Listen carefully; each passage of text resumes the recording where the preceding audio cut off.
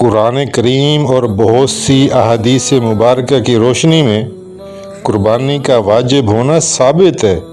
یہ ایک اہم عبادت شعائر اسلام میں سے ایک شعار ہے اور حضرت ابراہیم علیہ السلام کے نہایت عظیم الشان واقعے کی یادگار ہے۔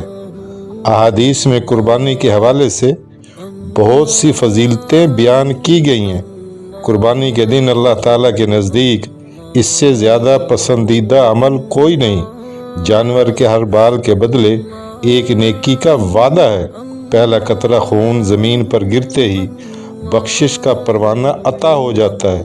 قربان کیا جانے والا جانور قیامت کے دن اپنے گوشت اور خون کے ساتھ میزان عمل میں 70 گنا زیادہ کر کے رکھا جائے گا۔ وسعت کے باوجود قربانی نہ کرنے والے کے بارے میں اللہ کے نبی کا یہ ارشاد منقول ہے کہ ایسا شخص ہماری عیدگاہ کے قریب بھی نہ آئے۔ اس لیے پوری خوش دلی کے ساتھ اس واجب کی ادائیگی کا اہتمام کرنا چاہیے۔